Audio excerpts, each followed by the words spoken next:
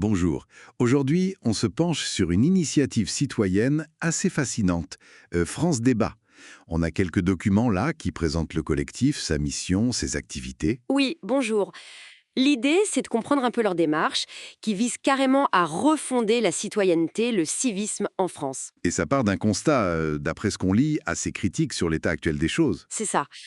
Le point de départ, c'est un peu un sentiment d'échec, quoi. L'éducation civique, les médias, ils auraient du mal à clarifier les vrais enjeux démocratiques. Ce qui crée une confusion, c'est ça, entre civilité, citoyenneté. Exactement. Civilité, citoyenneté, civisme, c'est un peu flou pour beaucoup et ça pourrait alimenter l'abstention, en partie. D'accord. Et donc ce projet France Débat naît de cette insatisfaction. Oui, face aux approches, disons, traditionnelles, les sources suggèrent que les enseignants manquent peut-être d'outils neutres pour parler de philo, politique, de morale. Et les intellectuels? Parfois un peu déconnectés peut-être, avec une difficulté à engager un dialogue vraiment constructif avec tout le monde.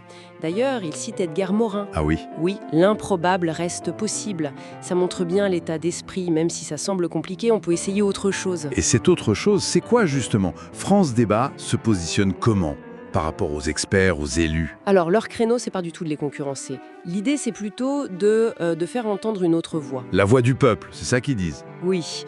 Enfin, disons, les expériences vécues, le terrain. Ça passe par des témoignages, un questionnement assez méthodique.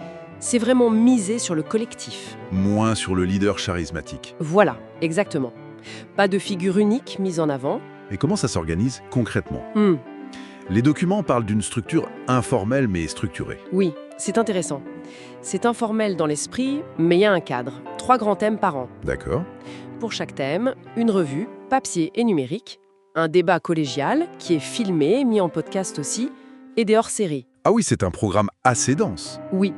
Et ils ajoutent un dîner républicain annuel, et puis des partenariats avec le Cercle Mandela, Cap Jeunesse, Donc l'idée, c'est de créer un espace d'échange régulier, une sorte de... d'académie populaire. Ils utilisent un peu cette expression. Centrée sur le débat citoyen. Et au cœur de tout ça, cette fameuse distinction, civilité, citoyenneté, civisme. Pourquoi insister là-dessus?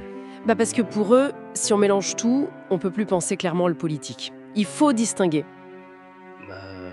Le respect de base, les droits devoirs et l'engagement. C'est ça, en gros, la civilité, le respect mutuel. La citoyenneté, le cadre légal, nos droits et devoirs. Et le civisme, c'est l'étape d'après, l'engagement volontaire pour le bien commun.